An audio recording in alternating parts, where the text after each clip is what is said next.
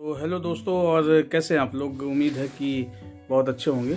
और आज का मेरा ये जो वीडियो है वो आज सकट चौथ है, और तिल चौथ के नाम से भी इसको जानते हैं। तो आज इसी के बारे में वीडियो है कि क्यों मनाते हैं ये हम, और ये किस उपलक्ष्य में इसको रखा जाता है, किसके लिए रखा जाता है, और इसके पीछे कहानी क्या है, और जो कहानी पढ़ी जाती है वो क्या है, बहुत सारे लोगों को नहीं पता है।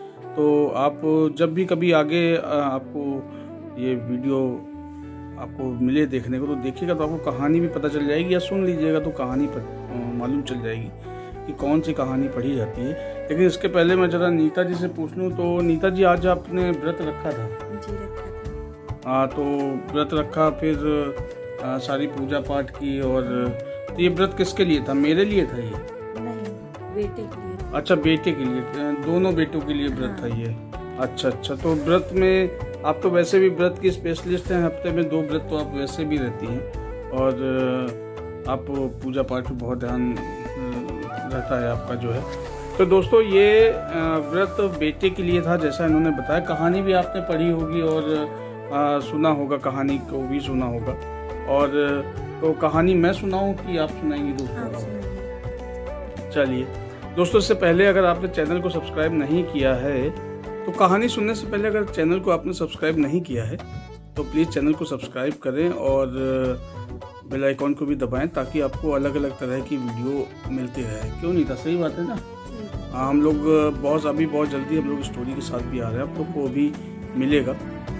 तो दोस्तों, चलिए शुरू करते हैं कि मतलब गणेश चतुर्थी, वैसे तो हर महीने के कृष्ण पक्ष के चतुर्थी को गणेश चतुर्थी मानी जाती है, लेकिन जो माघ महीने में जो चतुर्थी पड़ती है उसका अपना एक अलग महत्व है। और इसको हम सकट के नाम से, संकटा चौथ के नाम से और तिल चौथ के नाम से भी जानते हैं। अलग अलग जगह पर इसकी अलग अलग मान्यता है। और इसकी पूजा विधि भी जो है वो इसमें तिल के अलग अलग पकवान बनाए जाते हैं, जैसे लड्डू है, पहाड़ भी बनता है, तिलकुटा बनता है, उसको कूट कर बनाते हैं। और तिल की अलग अलग जो है तरह से अलग अलग जगह पर उसकी मिठाइयाँ बनती हैं। तो इसकी कहानी हम बाद में सुनाएंगे। इसके पहले मैं आपको ये बता दूं कि आपकी जानकारी के लिए कि ये कहानी जो है गणेश भगवान जी ने स्वयं अपनी माता पार्वती माता को सुनाया था। और गणेश जी की पूजा जो हम कभी भी किसी भी कार्यक्रम में जब शुरू करते हैं तो गणेश जी की पूजा से ही शुरू करते हैं।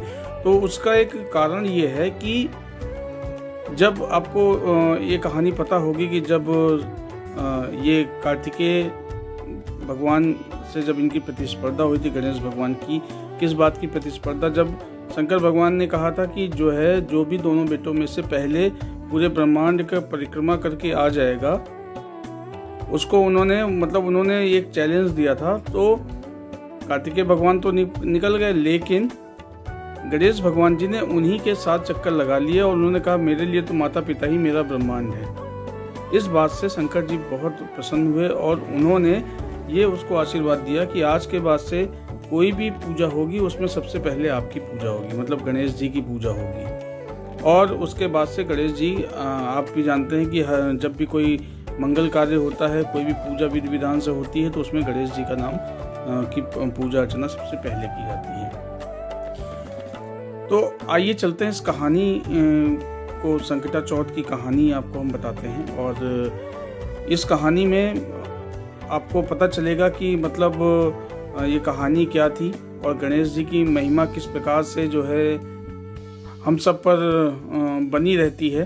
और ये कहानी जो है आपके लिए जो है लाभदायी भी है, इसको सुनने वाला, इसको देखने वाला, और सभी पर भगवान गणेश की जो है और हमारी जो है चौक माता की जो है का आशीर्वाद बना रहता है।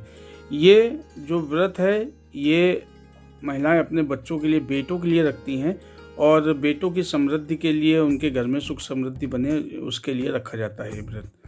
तो आइए दोस्तों,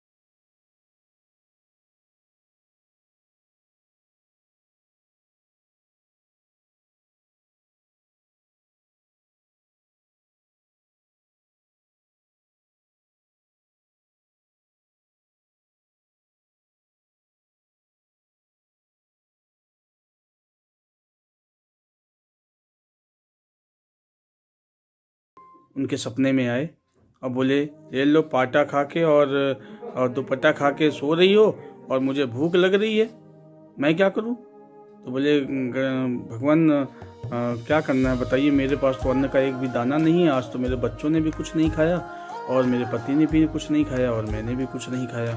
तो बोले मुझे तो भूख लग रही, मुझे तो खाने को दो, मैं तो बहुत तेज भूखा हूँ और मुझे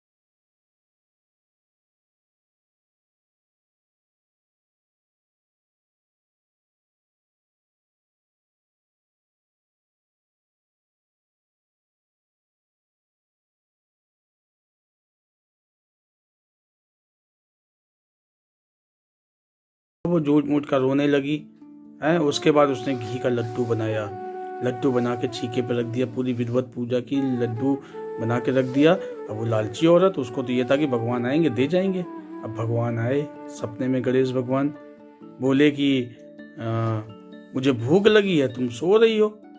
तो कहें पति ने पाटे से दुपाटे से मारा है, बहुत लग गया है मुझे। तो बोले मुझे भूख लगी है। बोले हाँ हाँ, वो उनके यहाँ तो देवरानी के यहाँ तो गए थे तो तिलकुटा मिला था, हमने तो घी का लड्डू बना के रखा है, मेवे भी रख दिए हैं, फल भी रख दिए हैं, जो मन करे महाराज खा लेना।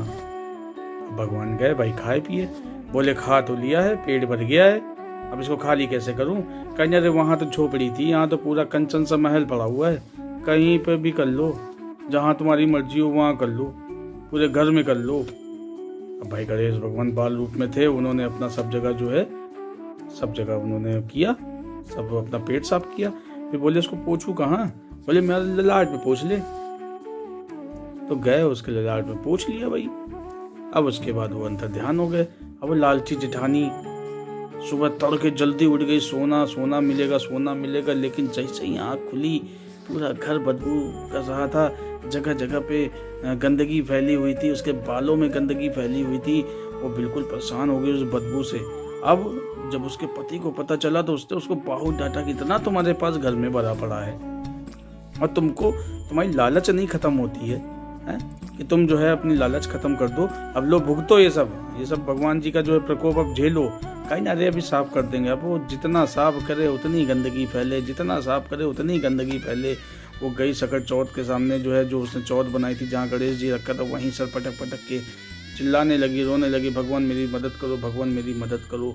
गणेश जी आए, बोले कि सुनो, तुमने अपनी देवरानी के ऊपर बहुत जुल्म किए, तुम चाहती तो तुम उसका ध्यान रख सकती थी, लेकिन तुमने नहीं किया, और तुमने ये सब कुछ जो किया वो अपने लालच के लिए किया, और लालच के लिए करने की वजह से तुमको ये सजा मिली है। अब तो बोले महाराज हम सब कुछ, हम माफ़ी मांगते हैं, हम आप जैसा कहेंगे हम वैसा कर लेंगे, और आप जो कहेंगे हम वो कर लेंगे। तो उन्होंने कहा ठीक है, फिर तुमको अपना धन पूरा आधा बांटना पड़ेगा अपनी जेठानी के साथ, देवरानी के साथ में। तो बोले ठीक है महाराज। उसने क्या किया, उसने अपना धन ना चाहते हुए भी देवरानी को आधा दिया, लेकिन उसने हीरे जवाहरात का एक मटका उसने जो है चूल्हे के नीचे छुपा दिया। अब चूल्हे के नीचे छुपा दिया, उसने कहा किसको क्या पता चलेगा कि कहाँ है, आधा आधा कर लिया। उन्होंने कहा महाराज अब तो सब आधा आधा कर लिया है, अब तो ये गंदगी समेट दो। तो भगवान बोले वो जो चूल्हे के नीचे छुपा के रखा उसका क्या है, उसको भी तो आधा आधा करो। तो उसने बड़े बेमन से उसने उसको भी आधा आधा किया। गणेश जी की महिमा से देवरानी को आधा हिस्सा वो मिल गया, और जो उनकी महिमा से जो उन्होंने अपने आशीर्वाद के तौर पे दिया था वो भी उनको मिल गया। इस प्रकार से जो है उन्होंने फिर अपनी वहाँ से गंदगी सब हटाई और अपनी काया को हटाकर उसके बाद जो है अंतर ध्यान हो गए। तो दोस्तों इस प्रकार से ये कहानी यहाँ पे समाप्त होती है, और इस प्रकार से देवरानी और जेठानी दोनों की ज़िंदगी खुशहाल हो गई। और मेरा ये जो वीडियो देख रहे हैं और या जो भी इस कहानी को सुनते हैं, उन सभी के जीवन में माता चौथ की और गणेश भगवान की ऐसे ही कृपा बनी रहे, और सबके जीवन में खुशहाली बनी रहे, और किसी को भी भगवान जो है जैसी जेठानी को सजा दिए थे वैसी किसी को भी ना दें, और जैसा उन्होंने देवरानी के ऊपर अपनी कृपा की थी वैसी कृपा सब पर बना के रखें, और सभी के बच्चों को स्वस्थ और सुरक्षित रखें। तो दोस्तों अगर ये कहानी अच्छी लगी हो तो चैनल को सब्सक्राइब करिएगा और कमेंट करिएगा। नीता जी यही कहानी थी ना? बिल्कुल अच्छी कहानी है ना ये, और सच्ची कहानी है। तो अगर मान लो किसी को ये कहानी नए विवाहित हैं और उनको नहीं पता है, वो अगर हमारा वीडियो देखेंगे तो उनको भी कहानी पता चल जाएगी। सही है ना? चलिए तो फिर ठीक है दोस्तों, और मिलते हैं इसी प्रकार नए वीडियोज़ के साथ में। अपना ध्यान रखिएगा और चैनल को सब्सक्राइब जरूर कर दीजिएगा। आपका समय शुभ हो। भगवान गणेश की आप सभी के ऊपर कृपा बनी रहे, आपके ऊपर अपना आशीर्वाद बना रहे। Bye bye and take care, have a great time. Bye bye.